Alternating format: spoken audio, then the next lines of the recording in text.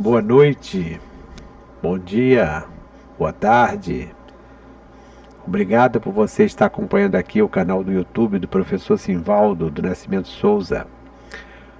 Hoje eu quero falar um pouco sobre a presença de Getúlio Vargas em Santa Cruz a partir das citações que ele faz no seu diário. Coloquei aqui um subtítulo, Bairro Imperial que se destaca na história do Rio de Janeiro e do Brasil, porque estarei fazendo uma apresentação, uma introdução, buscando apresentar esse destaque. Por que Santa Cruz tem tanto protagonismo, muito mais do que outros bairros do Rio de Janeiro? Exatamente por causa da sua história. Aqui na capa eu fiz questão de colocar um brasão, uma cópia do brasão heráldico de Santa Cruz, para aqueles seguidores do canal mais recentes, tendo em vista que esse brasão heráldico, além de ser muito bonito, eu considero um dos brasões mais bonitos de todo o Rio de Janeiro,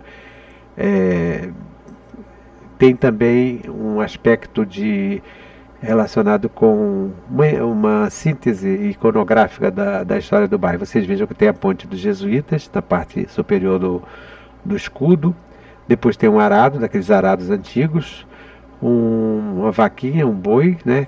Tudo isso caracterizando o quê? A economia, simbolizando a economia, no caso a agricultura, a pecuária, e embaixo a cruz em ouro, num campo que tem uma faixa de prata, que no caso simboliza o Rio Guandu, e os campos verdes simbolizando nossos campos agrícolas. Como se trata de um brasão que foi criado na época do estado da Guanabara, tem essa estrela que simboliza cidade-estado. A coroa representa o município, né? E a estrela representa que é uma cidade-estado, porque o Rio de Janeiro, após a transferência da capital para Brasília, o Rio de Janeiro passou a ser o estado da Guanabara. E um estado que tinha só uma cidade, não é como os outros estados que tem os distritos e tudo mais. E as administrações regionais, que foram criadas em 1962, exatamente na época da administração, da criação das administrações, né, o brasão também,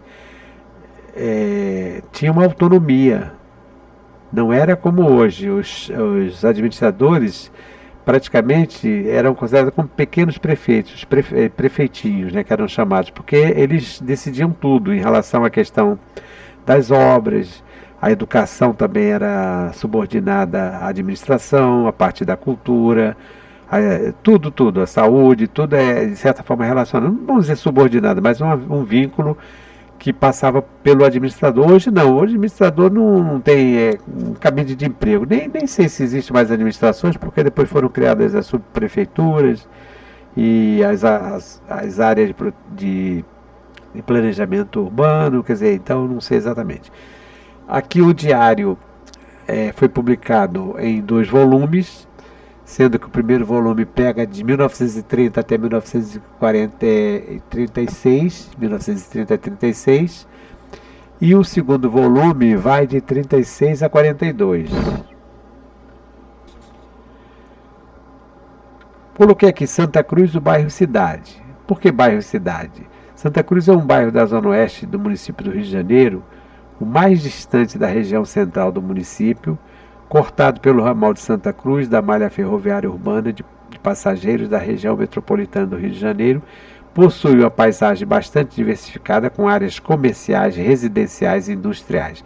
Vocês vejam que essa descrição que eu tirei da Enciclopédia Livre, ela já mais ou menos já define o que é Santa Cruz, porque Santa Cruz, pelo esse mapa também da própria Enciclopédia Livre, vocês observam o seguinte: comparando com toda a área geográfica do estado do Rio de Janeiro, Santa Cruz, essa parte toda vermelha aqui, tem uma abrangência territorial muito grande.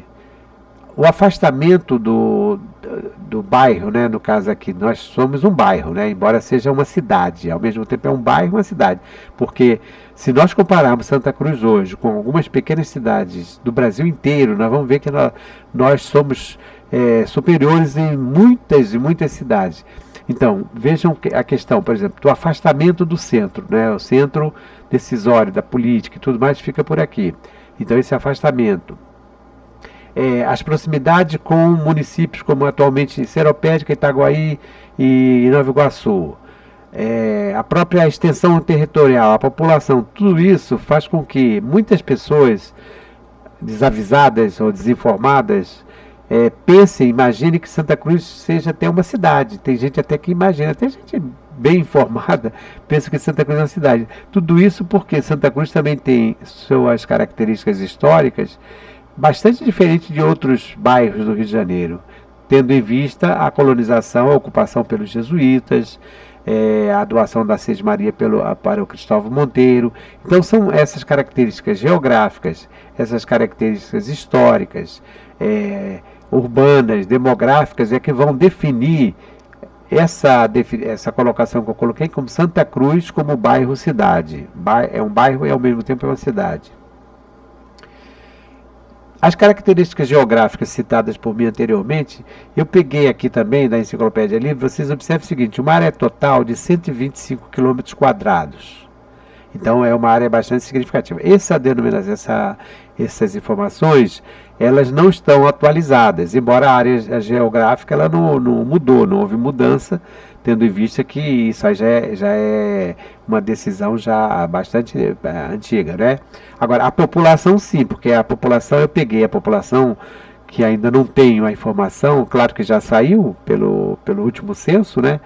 A população já é bem maior, mas aqui no ano de 2010, quer dizer, há 13 anos atrás, no censo de 2010, a população de Santa Cruz correspondia a 217.336 habitantes.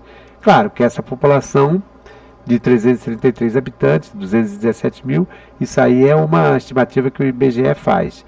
E uma densidade, 1.738 habitantes por quilômetro quadrado. O IDH naquela época era de 742, que é o mais alto, né? Nós tivemos um IDH bem mais baixo aqui.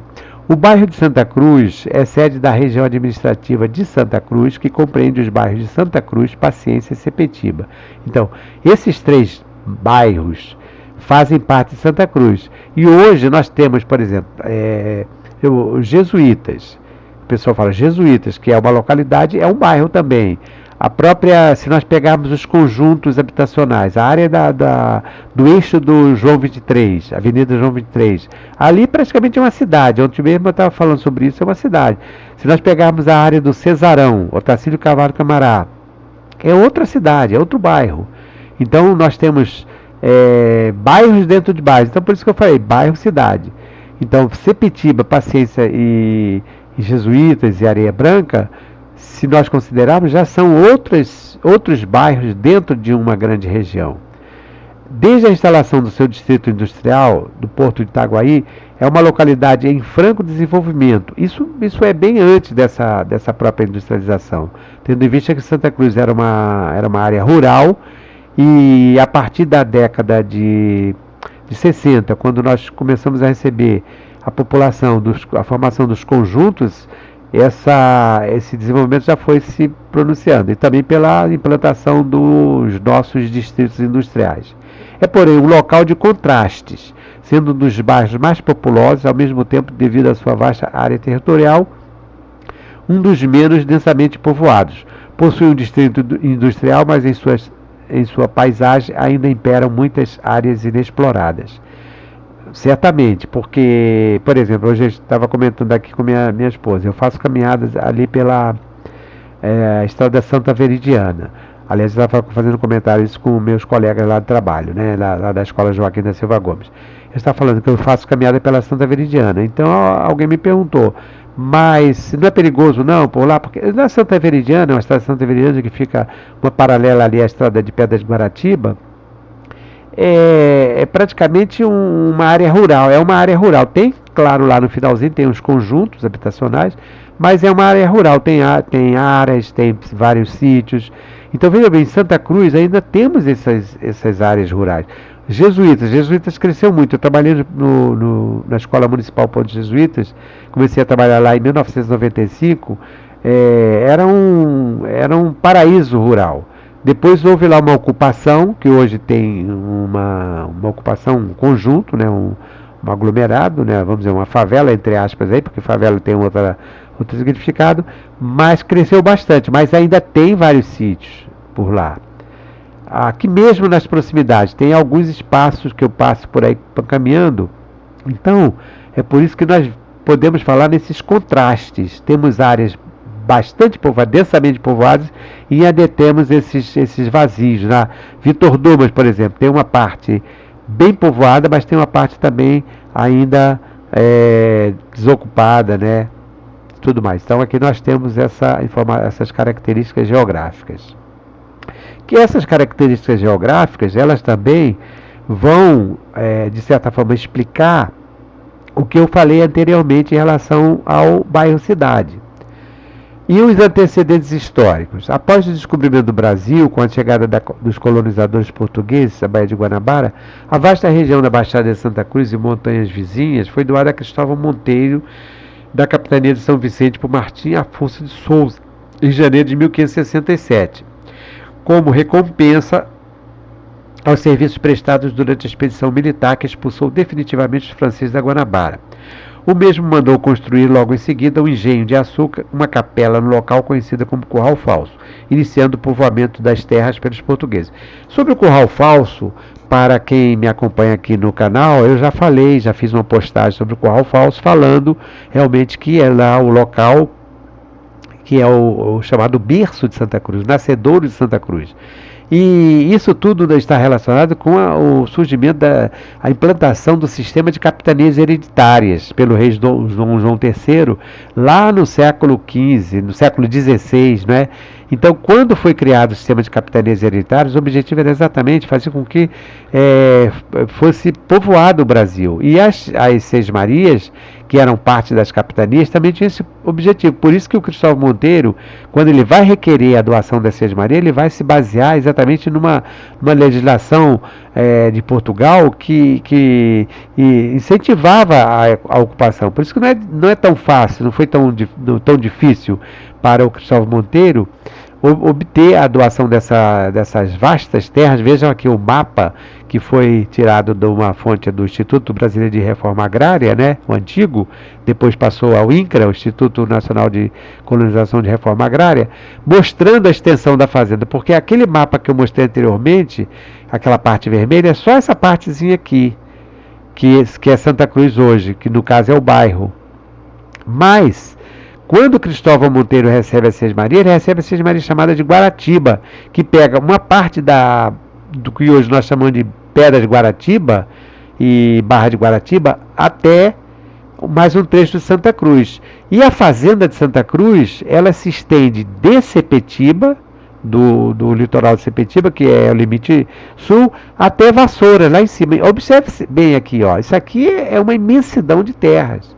Então, isso tudo vai fazer com que nós estamos falando aqui, Fazenda Nacional de Santa Cruz. A denominação inicial era Fazenda de Santa Cruz, depois Fazenda Real de Santa Cruz, Fazenda Imperial de Santa Cruz e agora Fazenda Nacional de Santa Cruz.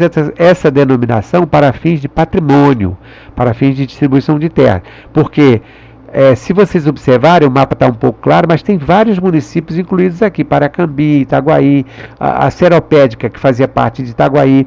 Alguns municípios que eram da freguesia de Itaguaí foram desmembrados, como Piraí. Enfim, vocês observem que é uma vasta região territorial. Isso tudo vai fazendo com que Santa Cruz seja confundida como município. Eu não condeno tanto quem fala isso, porque as pessoas não têm uma visão talvez histórica, geográfica, demográfica, atual. Aí já imagino que Santa Cruz é um município, né? E a relevância do bairro ao longo de 456 anos. Então, agora no dia 30 de dezembro, Santa Cruz, o nosso bairro imperial, vai completar 456 anos. E essa relevância, ela está ligada exatamente com tudo isso que eu acabei de falar. A importância histórica, posição geográfica, características demográficas, sociais, políticas e culturais. Todos esses aspectos, por exemplo, sociais, políticos e culturais, nós vamos verificando quando se começa a estudar a história de Santa Cruz, quando se começa a debruçar sobre a geografia, sobre Santa Cruz, nós começamos a perceber que Santa Cruz é diferente. Não adianta as pessoas quererem achar que não. Não adianta, por exemplo, quem mora em Campo Grande, quem mora em Bangu ou qualquer outro bairro. É bastante diferente por tudo isso que eu acabei de falar para vocês. Histórica, geográfica, demográfica. Então, não dá para comparar, entendeu? Santa Cruz, por exemplo, com Campo Grande, em relação ao seu desenvolvimento. Claro que hoje Campo Grande tem um desenvolvimento econômico e comercial maior do que Santa Cruz, mas aí já foi, digamos assim, uma falta de, talvez, liderança política, liderança mesmo empresarial para levantar Santa Cruz. Mas Santa Cruz, por tudo isso que eu falei, era para estar já sendo até uma cidade. Por isso que eu sempre defendo. Eu defendo que Santa Cruz tenha autonomia. Porque muito mais do que qualquer outro bairro do Rio de Janeiro, Santa Cruz teria condições de ser uma cidade. Muito mais do que Seropédica, sem dúvida alguma. Então, é um bairro do Rio de Janeiro, muitas vezes vem sendo confundido como uma cidade, exatamente por sobressair no cenário regional e nacional. Essa questão de sobressair é exatamente por tudo isso que eu já falei até agora. Não estou falando uma questão como bairrista, como sentimentalista, ou de forma utópica. Eu estou falando de forma racional. Basta simplesmente parar um pouco e pensar. Parar um pouquinho e pensar. Nós teríamos condições hoje, sim, de ser um município, de ser uma cidade. Agora, claro, isso aí teria que ter gente capacitada para se pensar disso de forma organizada, administrativa. E vejam aqui, nós tivemos a presença de todos esses governantes desde antes da chegada de Dom João. Eu citei aqui apenas os governantes já na época da colonização, mas antes disso, mesmo no tempo dos jesuítas, Santa Cruz já sobressaía, tanto que na cartografia antiga no século XVII, lá em 1640, Santa Cruz já aparece, embora com o nome de Curral dos Padres, mas já aparece na cartografia. Santa Cruz já aparece citada em vários textos do século XVII, do século XVIII e principalmente do século XIX. Então, nós tivemos aqui Dom João VI aqui, olha, Dom Pedro I, Dom Pedro II, o presidente Hermes da Fonseca, Nilo Peçanha e Getúlio Vargas. Esses aqui, eu selecionei apenas 6, que foram os governantes que mais presença tiveram em Santa Cruz nesse período. Então, se o presidente, se o governante está em Santa Cruz, está no local, é porque o local tem importância. E, por exemplo, no caso de Dom João VI, vamos passar para ele aqui, nós temos registros documentais da presença de governantes em Santa Cruz, começando por Dom João. Dos 6 governantes anteriormente citados, foi o rei Dom João VI o campeão de presença em Santa Cruz, considerando que costumava passar algumas semanas em seu palácio rural, conforme testemunhos deixados nos inúmeros decretos, alvarás e portarias assinados aqui. Eu já falei sobre essa questão do palácio rural porque as famílias reais europeias sempre tiveram 3 palácios diferentes. Um palácio para a sua residência doméstica da família, um palácio para seus despachos políticos e diplomáticos e geralmente um palácio para o seu lazer, as suas férias, que no caso o Palácio Real. A mesma coisa aqui no Rio de Janeiro. Quando o Dom João chega, ele vai ficar na Quinta da Boa Vista, que vai ser doada, né, vai ser um patrimônio doado ao rei.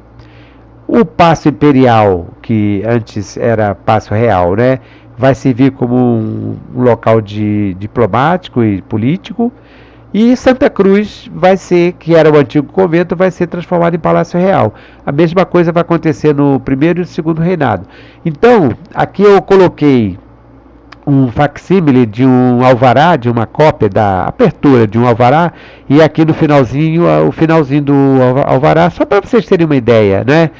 como era essa documentação. É o rei, faço saber, e que este alvará com força de lei vire, que tendo verificado pelos acontecimentos que são bem notórios, o excesso de abuso a que tem chegado às sociedades secretas, que com diversos nomes de ordens e associações se tem convertido em conventículos. Quer dizer, isso aqui é uma abertura de um alvará que o rei, claro que isso aqui tem ministro por trás disso, tem burocratas, né? O rei vai apenas assinar. Aqui está a assinatura do príncipe, né? Ele não vai fazer isso aqui quem que vai fazer são os burocratas, são os ministros. Então, apenas para registrar o seguinte, que inúmeros decretos e alvarás foram assinados aqui em Santa Cruz. Basta pesquisar, por exemplo, o livro do historiador Benedito Freitas, o segundo volume, que trata exatamente da presença de Dom João aqui, cita uma quantidade enorme de decretos que o rei Dom João assinava aqui. Já está começando a me dar aquela vontade de tossir.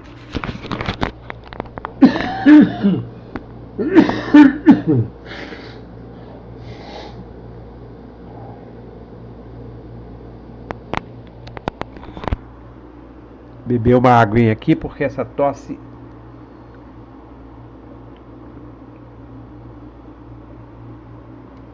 atrapalha.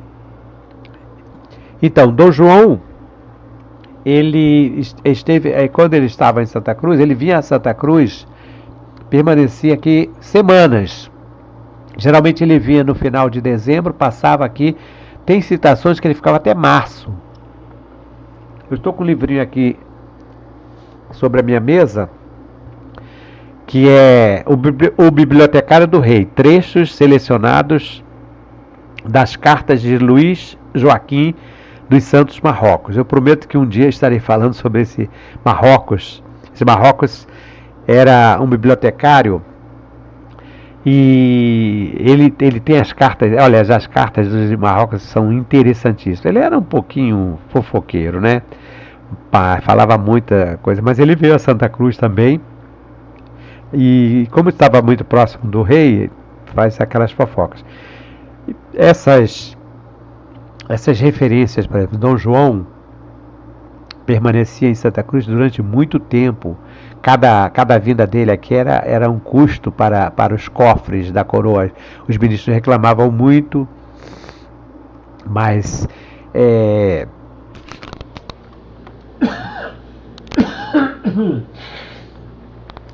me perdoe aqui, mas Dom João, dizem, né, alguns historiadores também dizem que ele queria fugir, porque Santa Cruz era um local muito afastado, vocês viram lá a posição geográfica, né? Então, vindo para cá, de certa forma, ele estaria fugindo do chamado burburinho da corte, né? Já li essa expressão. Aí por isso que ele ficava muito tempo aqui em Santa Cruz. O fato é que, tendo em vista isso, nós temos aí uma série de documentos oficiais assinados como publicado na Fazenda Imperial de Santa Cruz. E Dom Pedro I, ainda criança, com apenas 10 anos de idade, ele ainda era o futuro imperador, né? Era príncipe ainda, passou a frequentar o Palácio Real de Santa Cruz em companhia de seu pai, Dom João VI, seu irmão Dom Miguel e de demais membros da realeza. Só não temos aqui informações sobre Dona Carlota Joaquina. São dessa época os primeiros registros documentais, simples bilhetes, escritos para sua mãe, Dona Carlota Joaquina, que não tinha o hábito de acompanhar o marido em tais viagens. Essas cartas, bilhetinho, né? Eu lembro de ter lido uma delas, pelo menos, citada pelo historiador Otávio Tarquínio de Souza, a biografia de Dom Pedro I, né? Foram 3 volumes, publicado pela livraria José Olímpio, né? A editora José Olímpio, depois pela Biblioteca do Exército, e ele manda um bilhetinho para a mamãe: mamãe, estou enviando 5 marrecos, eu não lembro se foi marreco ou patos, né? Que ele caçou aqui em Santa Cruz. Então ele ficava em Santa Cruz caçava. Pequeno, jovem, adolescente, ele vem para cá. E também muitas citações de que ele... Aí já é o Assis Sintra, que é mais um um historiador de fofoca, né, que faz livros dele, são quase todos de fofoca. Aí ele disse que Dom Pedro ficava atrás das meninas, das escravizadas, né, para namorar. Já o imperador, já como imperador, né, casado com Dona Leopoldina, Pedro I, que teve como sua amante preferida Domitila de Castro, a Marquesa de Santos, vai escrever várias cartas enviadas do Palácio Imperial de Santa Cruz. Tem aqui uma cópia do livro Cartas do Imperador Dom Pedro a Dona Domitila. Esse livro já foi publicado, é uma edição bem antiga, de 1896. Veja bem, tipografia Moraes, olha que é uma edição bem antiga. Então foram cartas que reunidas, Marquesa de Santos, né, e publicadas. Mas da década de 80 saiu uma publicação completa dessas cartas e tem várias dessas correspondências, várias dessas cartas escritas aqui de Santa Cruz, porque Dom Pedro I teve um problema de, não sei se foi gonorreia ou sífilis, uma doença venérea, e ficou isolado. A Marquesa de Santos, numa dessas cartas que ele faz o comentário, ela diz: isso foi caso com as negrinhas lá de Santa Cruz. É mais ou menos uma expressão que ele usa assim. E tem algumas cartas também que ele escreve para ela aqui de Santa Cruz, mandando inclusive pelos pubianos para, como lembrança. Esses pelos pubianos, depois tem um historiador aí que vai fazer citação, com uma grande novidade, que foram encontrados na Biblioteca Nacional, nos arquivos de Dom Pedro. Esse material foi para lá, e esse material, inclusive esses pelos estão lá. E isso aí já vem citado desde 1896, não é coisa nova não. Mas aí tem gente que aproveita essas coisas antigas, colocam agora, publicam aí e vão dizer como se fossem coisas inéditas, né? Mas tudo bem, vamos para lá. O outro também que cita muito a presença de Santa Cruz é Dom Pedro II. Ele relata a sua permanência no Palácio Imperial de Santa Cruz. Aí tem aqui, para quem quiser, inclusive isso tem disponível na internet de graça, quem quiser, porque esse aqui eu comprei, o CD-ROM, com todos os textos. É um trabalho bonito que foi vendido pelo Museu Imperial de Petrópolis. E no volume sétimo, tem um título, Passeio a Santa Cruz. Interessante que esse título, o título original era Digressão a Santa Cruz. Só que eu acho que na hora da transcrição, da tradução, resolveram atualizar. Tudo bem, muito bem, é ótimo, porque digressão é a mesma coisa que passeio. Dom Pedro escreveu Digressão a Santa Cruz, aí traduziram como Passeio a Santa Cruz. Dezembro de 1860, quer dizer, dia 25 de dezembro, Natal, ele estava aqui em Santa Cruz. Não cita a presença da Dona Teresa Cristina. Provavelmente ela não veio para cá, porque a Dona Teresa Cristina, depois eu estarei falando sobre a morte do filho, né, do príncipe Dom Afonso, e isso causou um embate muito grande, né? Ficou muito triste e tal. Aí, 26 de dezembro, Natal, não faz nenhuma referência a Natal, acredito que naquela época o Natal não era comemorado como hoje, né? Mas de sorte que ele estava aqui no Natal. Acordei antes das 4 horas da madrugada, olha só, com o estrondo da trovoada, e pouco dormi depois, receando que a chuva que caía em abundância impedisse a saída do cavalo. Ele saía a cavalo. Felizmente às 6 horas estava tempo sofrível e sem chuva. E depois de ter bebido um bom copo de leite mugido da vaca, montei a cavalo e fui pelo aterrado de Itaguaí. Interessante que ele pegava o leite direto da vaca, né? Ou ele ou algum escravizado. Depois, claro, imagina só, tomando um leite desse, cru, vai sair a cavalo, o que vai acontecer? Você já sabe, né? Uma dor de barriga. E de vez em quando ele cita isso, que não estava muito bem nos ventres, né?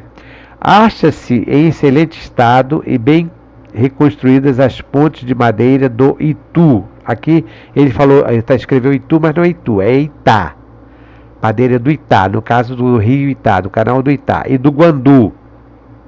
Únicas que atravessei. Do lado direito do aterrado, o aterrado de Itaguaí, a atual Avenida João 23.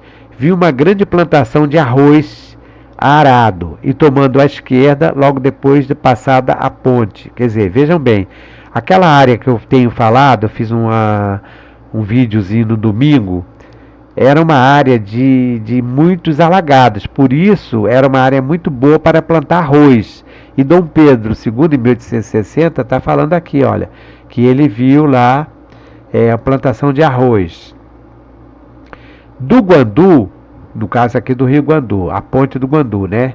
Passada a ponte do Guandu.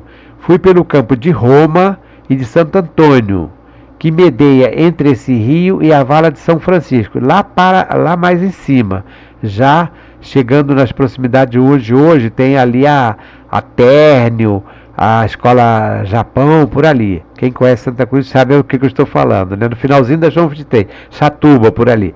Até este que precisa muitíssimo de ser limpo, mantendo a umidade do campo a tiririca. Quer dizer, veja que ele já está falando aqui de uma área que precisava ser limpa. Essa limpeza era feita pelas viúvas, mulheres escravizadas. E toda vez que deixava de limpar, acontecia o quê? Problema de assoreamento, problema de enchente. Isso aí vem até hoje. Né? Se os canais estão sujos, a água vai sair fora e vai acabar criando problemas para a própria população. Contudo, o campo de Roma tem, em geral, belo pasto que se atribui às águas e seca posterior que matam as ervas que o sujam. O gado que aí pasta é de particulares, em geral magro. Quer dizer, ele está falando aqui gado de particulares porque a fazenda, mesmo no tempo do Império, ela continua tendo uma grande quantidade de gado, né? Porque isso vem desde os jesuítas. Claro que na época dos jesuítas tinha muito mais cabeças do que depois no Império. Na volta, encostando ao Guandu, encontrei uma pequena... Sempre o Guandu que está falando aqui é o Rio Guandu, né? Encontrei uma pequena manada de cavalos da fazenda, entre os quais havia éguas e potros bonitos. Segui para o Curtume pelo novo aterrado, quase inteiramente acabado e de 1.500 e tantas braças de extensão reta desde a altura da Nova até o Morro do Ar. Vejam aqui que ele está falando da estrada do Curtume, lá para o lado dos jesuítas. Mas o objetivo aqui é falar com vocês que me acompanham aqui, obrigado por vocês estarem aqui no canal do YouTube, falar sobre esses registros no caso aqui é Dom Pedro II. E tem a capa do livro Dom Pedro II e a Condessa de Barral.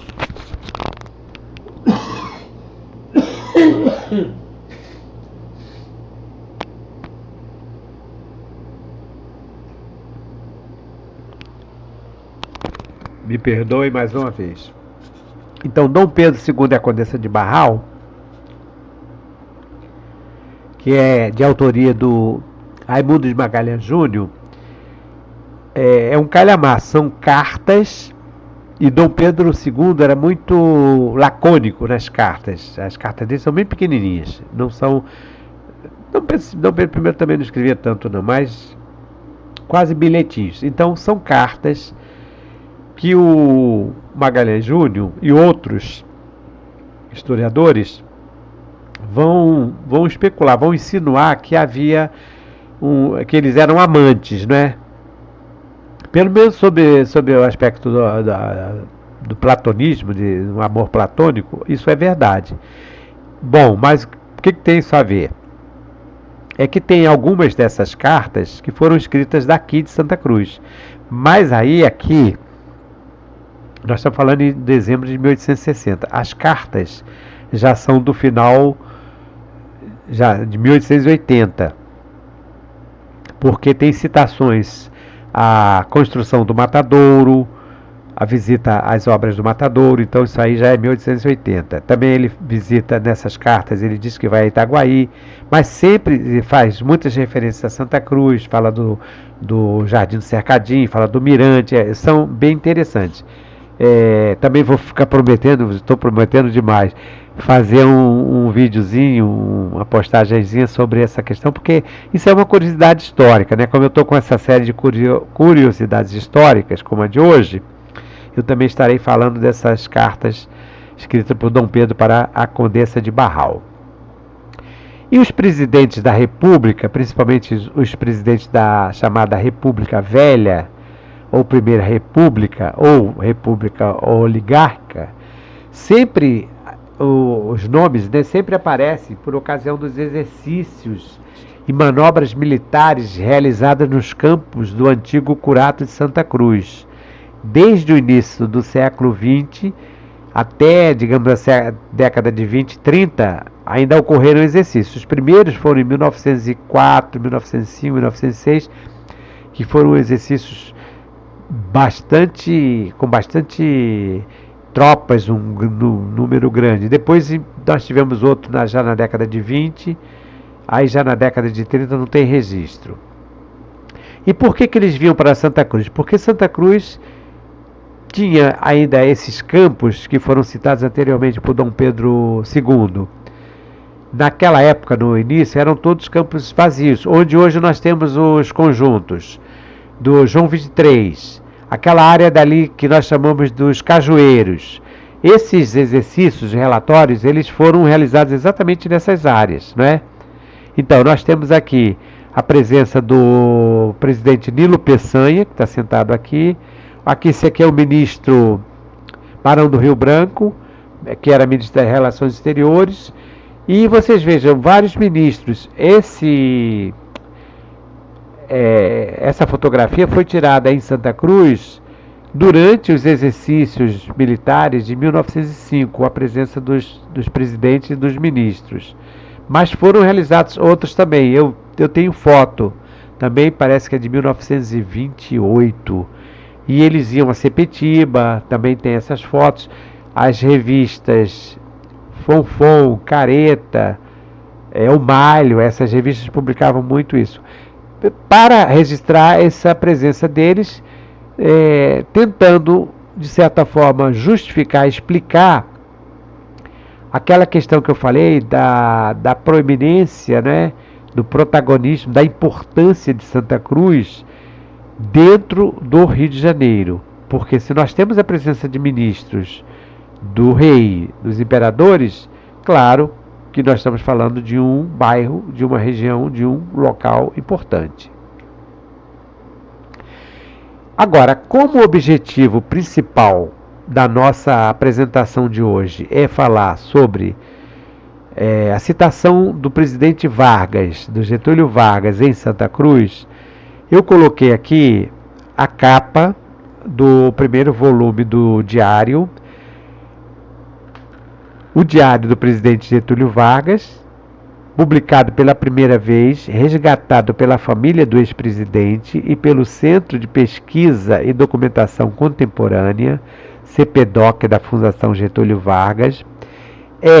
Como quase todos os documentos privados de chefe de governo, importante documento de informação para a história por revelarem o cotidiano e a intimidade do poder. Trata-se aqui das anotações quase diárias de Vargas, a lápis, em pequenos e modestos cadernos, guardados com cuidado obsessivo. Há anotações de receio de que alguém as tenha lido, ou de que tenha perdido um deles.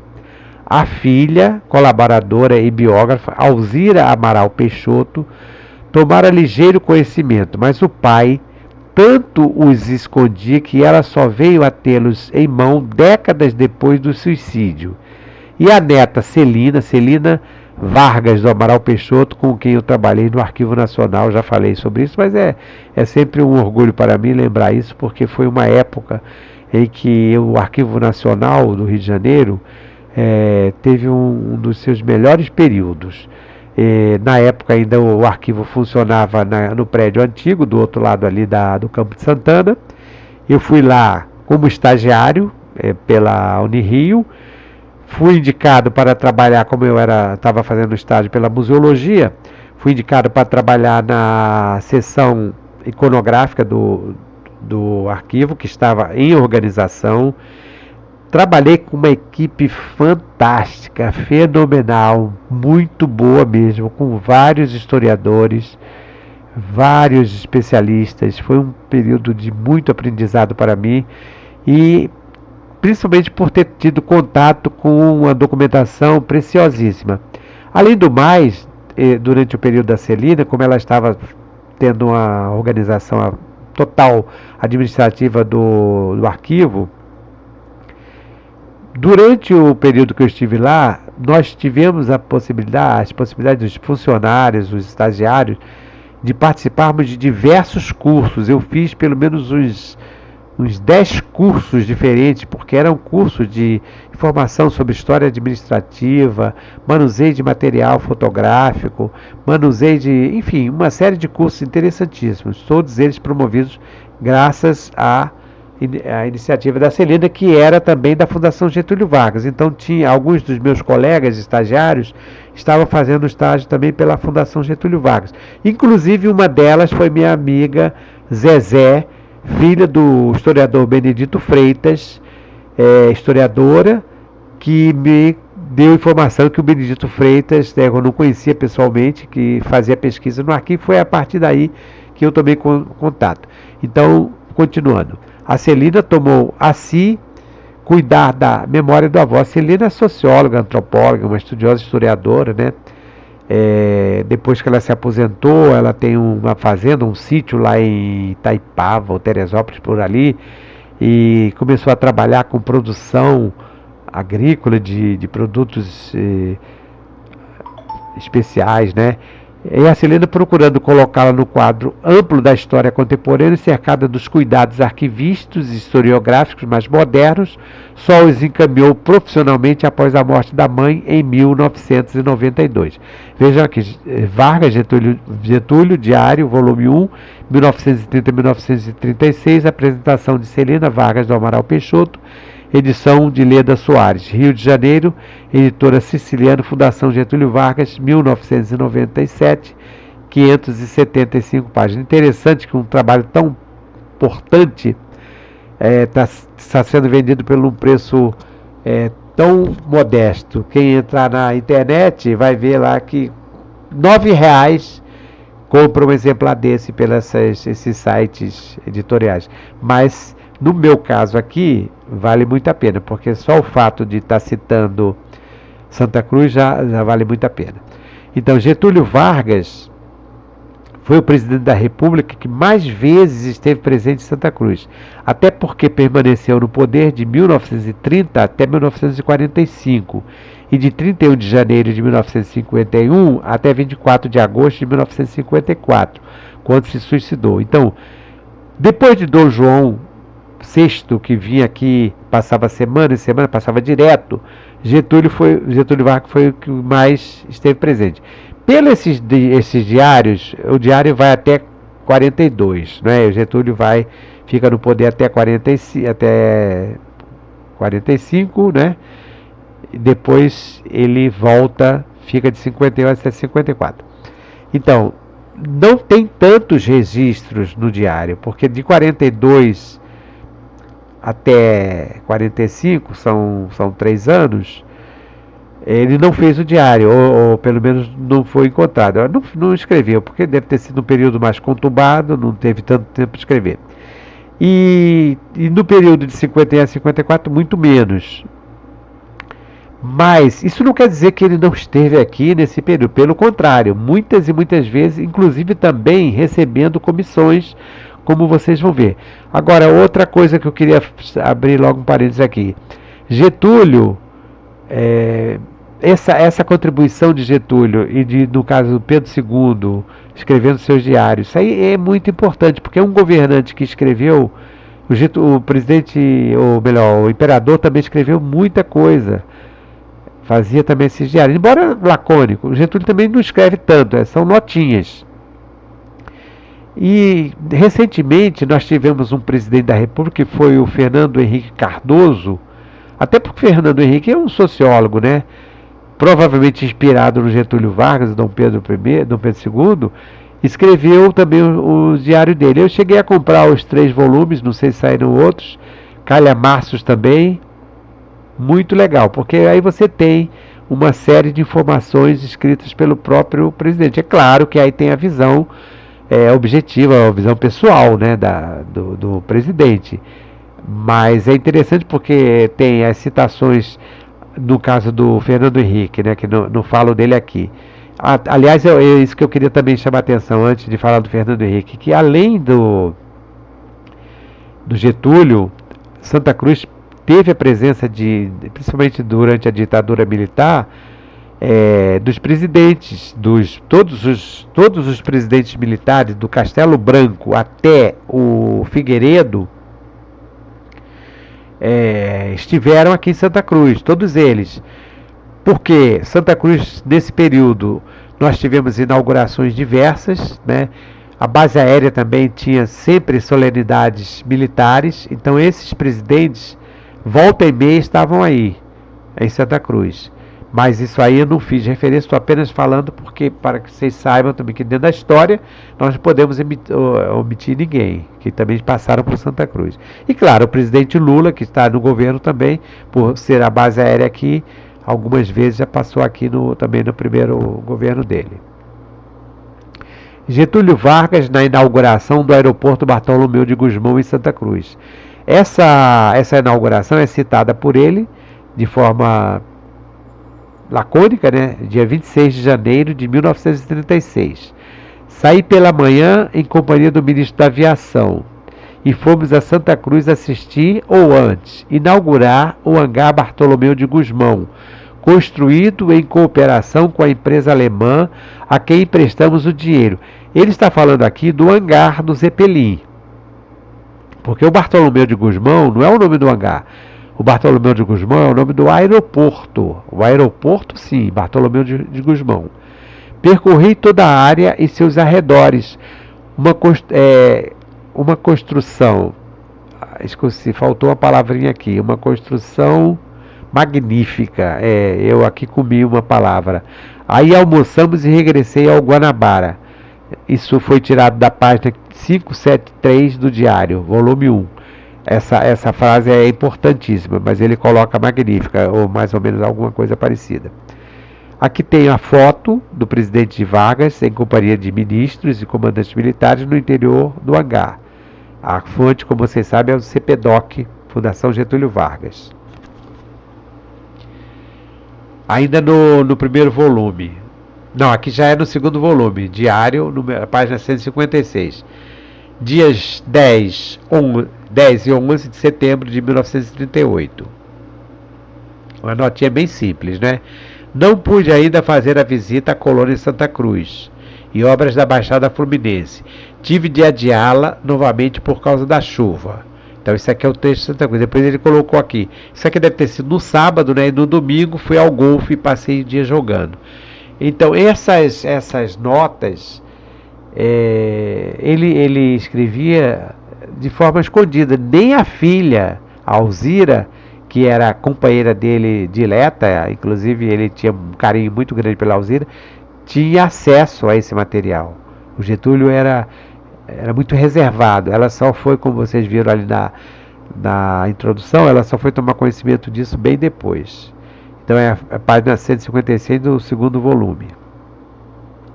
Aí sim, no dia 24, aqui foi dia 10 e 11, que ele não conseguiu por causa da chuva, né? E dia 24, no mesmo mês, em 38, segui pela manhã, acompanhado pelo ministro da Agricultura e pela minha casa militar.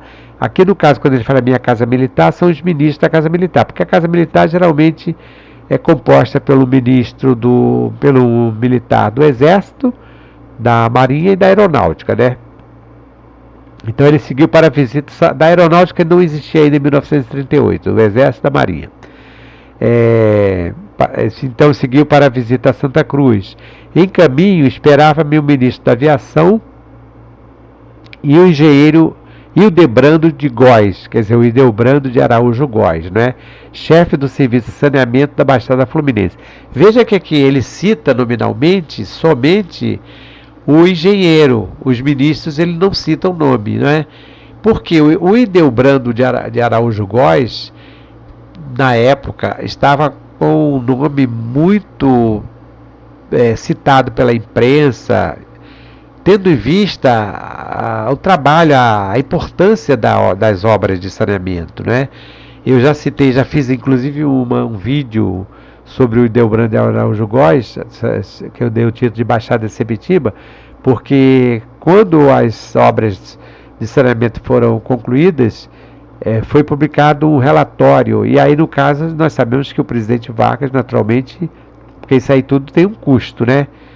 Deu apoio, né? Dava total apoio para que fosse publicado. É um calhamaço, é um relatório com fotos lindíssimas de todo o percurso da obra, com fotos da Ponte dos Jesuítas, dos canais, antes e depois da restauração, um trabalho muito bonito. Continuando ainda a descrição. Visitamos as obras de saneamento, a colonização japonesa que se está localizando junto com a Nacional. Fomos almoçar no aeródromo Bartolomeu de Gusmão.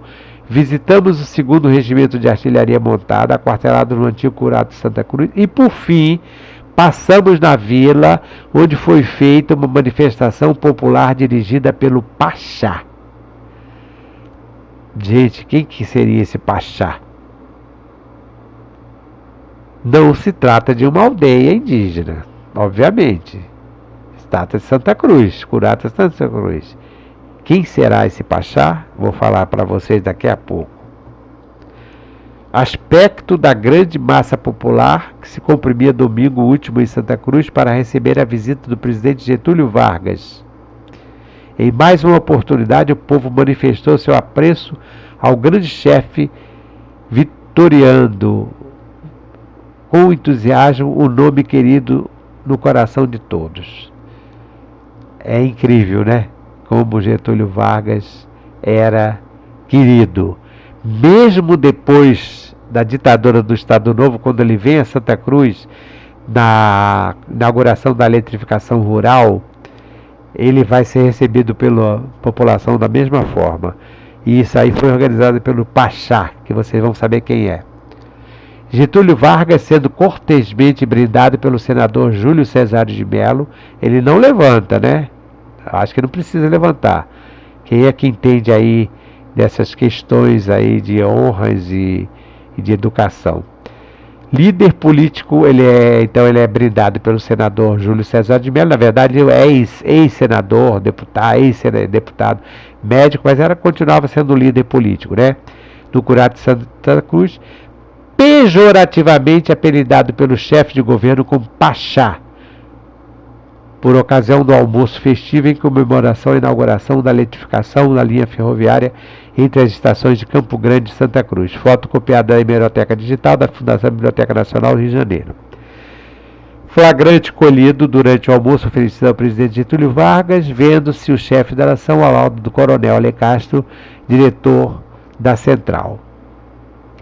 Vejam que ele não faz referência ao Pachá, aqui na legenda, porque esta foto provavelmente foi mandada por alguém do staff lá do Getúlio Vargas e omitiram o nome do senador Júlio Cesário de Mello. Por que será? Júlio Cesário de Mello foi um político proeminente, importantíssimo em Santa Cruz desde o início do século XX. Foi senador da República, foi deputado federal, era muito querido pelo povo também. Por que Getúlio Vargas não levantou aqui para brindar com ele? Será que é porque ele não precisa levantar? Será que uma questão de cortesia não precisava levantar? Por que o Getúlio Vargas chama o Júlio Cesário de Mello de Pachá?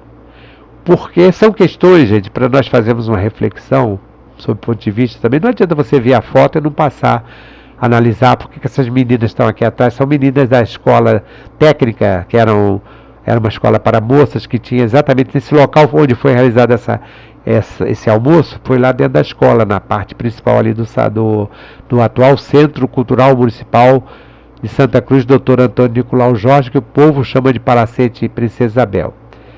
Getúlio e Júlio César de Mello foram opositores desde sempre, porque Júlio César de Mello foi amigo desde sempre do Washington Luiz.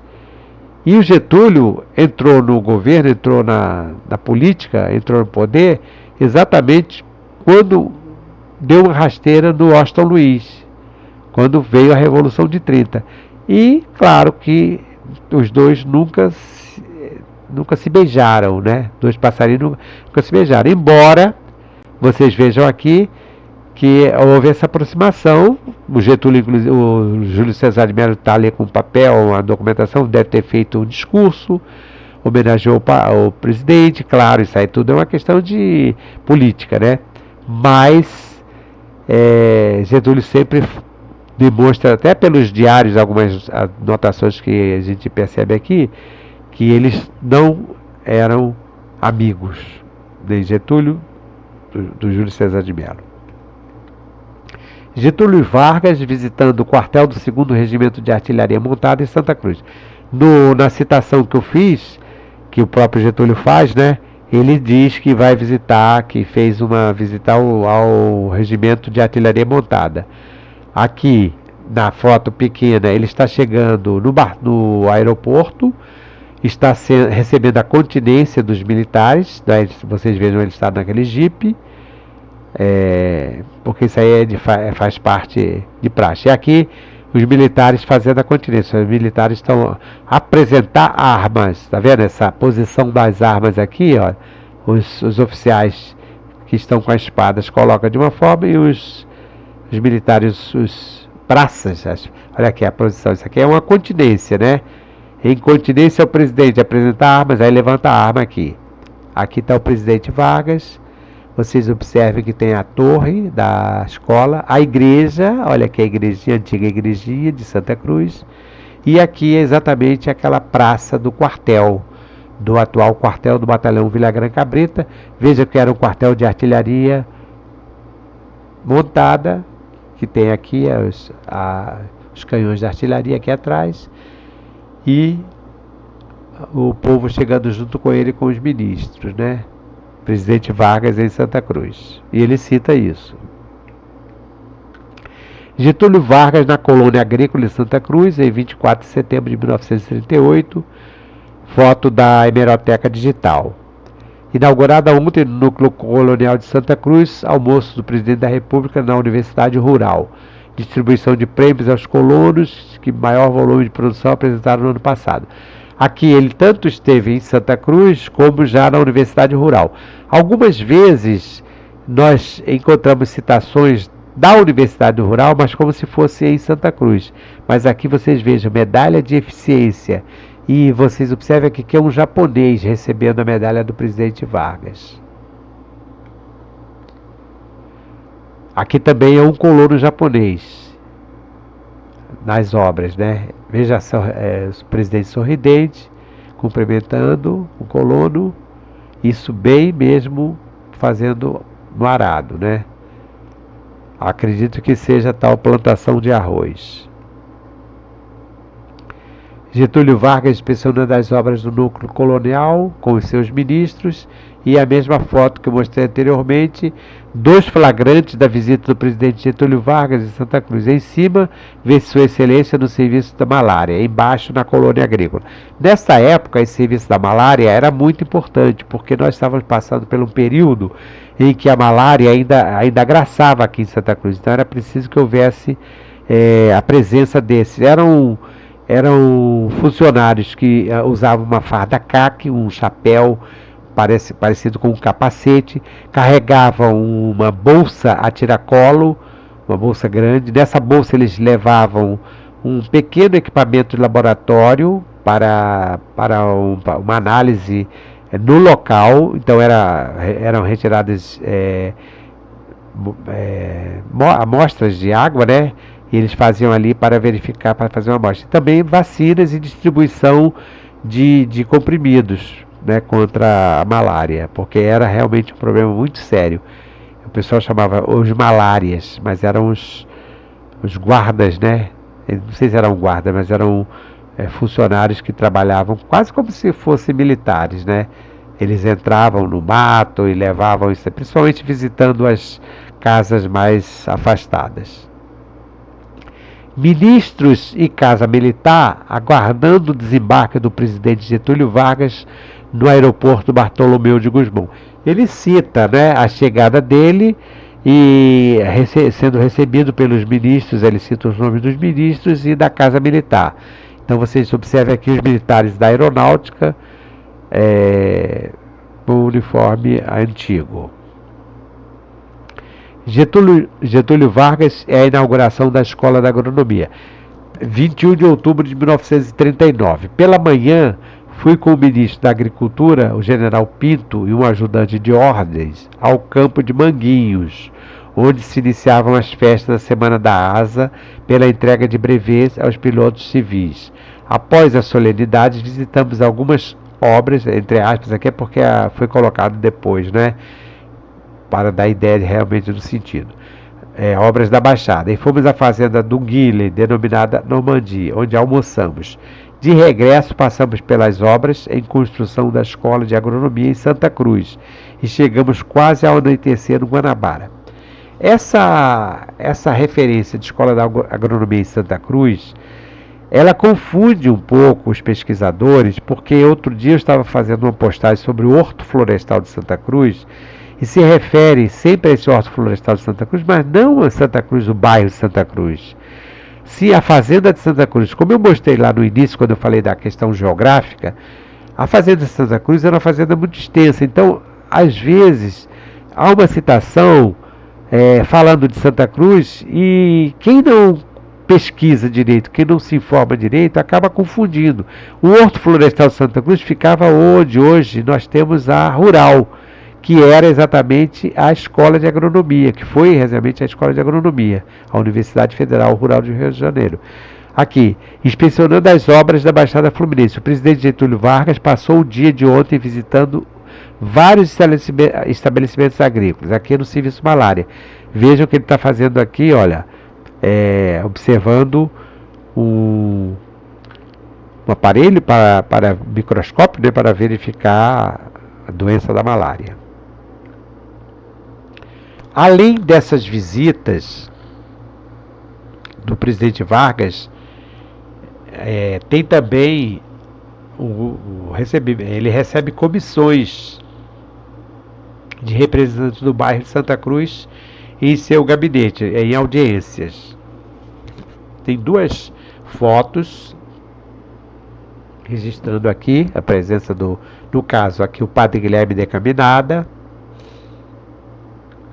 Foi uma visita organizada em 1954, já próximo do suicídio dele, né? E aqui uma outra visita que eu até coloquei recentemente essa foto, quando uma comissão de mulheres, esposas dos sócios e diretores do Grêmio Procópio Ferreira,